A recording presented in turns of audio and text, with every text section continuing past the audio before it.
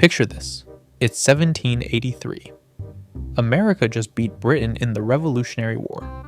Most countries would call it a day and focus on building their nation. But George Washington looked at his generals and said something that would change history forever. Boys, we just proved we can beat the British. Why stop now? What if America didn't stop after independence? What if they decided to take over Britain's entire empire? Not through diplomacy or trade deals, through good old-fashioned conquest.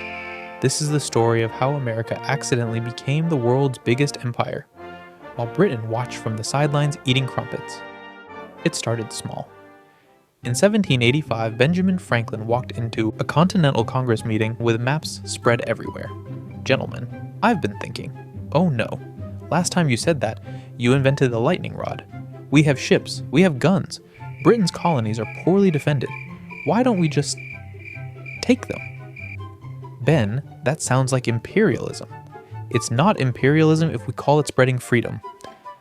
And so began Operation Liberty Export. The first target was Jamaica in 1787. American ships showed up in Kingston Harbor. The British governor, Lord Pemberton, came out to negotiate. I say, what are you chaps doing here? We're here to liberate you. Liberate us from what? British rule. But we are British rule.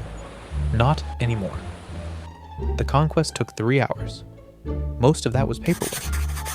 By 1790, America had taken Barbados, the Bahamas, and half of Canada. King George III was not amused. Your Majesty, the Americans have taken another colony. Which one this time? All of them, sir. How are they moving so fast?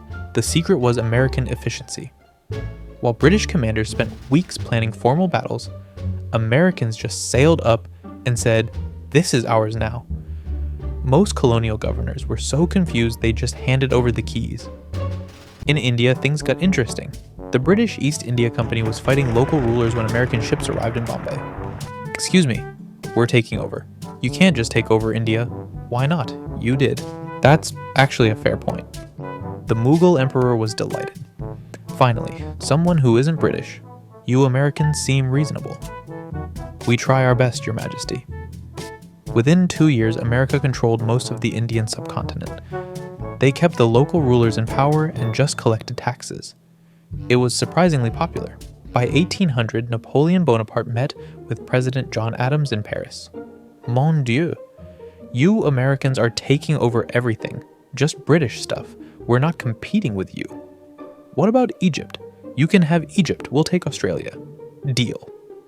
They shook hands. The British Empire was being divided up over dinner.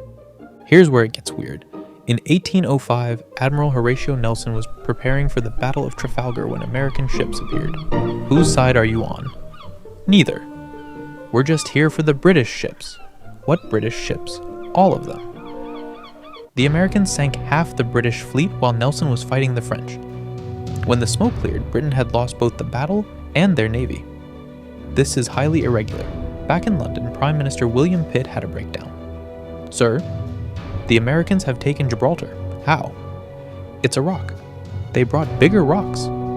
By 1810, America controlled Canada, India, Australia, South Africa, and most of the Caribbean.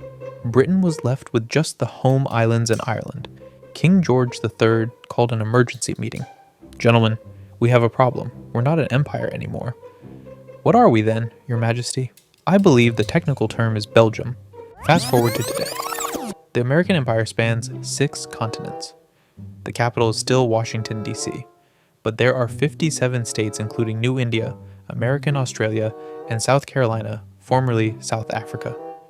The president lives in the White House, but also has summer homes in New Delhi, Sydney, and Cape Town. Congress has 3,000 representatives because every former British colony gets seats. Britain, they're still bitter. Every 4th of July, the BBC runs documentaries called How We Lost Everything to the Colonials. Queen Elizabeth lived to 127 years old just to spite the Americans. Her last words were reportedly, "At least we still have the crown jewels." Spoiler alert, America took those too. They're in the Smithsonian next to the Declaration of Independence. The best part? America never meant to become an empire. George Washington's diary from 1790 reads, "We just wanted to mess with Britain. Now we own half the world. Martha is not pleased about the commute to Australia. Today, American kids learn 57 state capitals. Geography class takes 3 years. And somewhere in London, a British historian is writing angry letters to the editor about how this timeline makes no sense. But hey, at least America finally achieved their dream. The sun never sets on the land of opportunity, because apparently, opportunity includes other people's stuff. Thanks for watching. Like, subscribe, and tell us, what do you think the world would be like if America ruled most of it?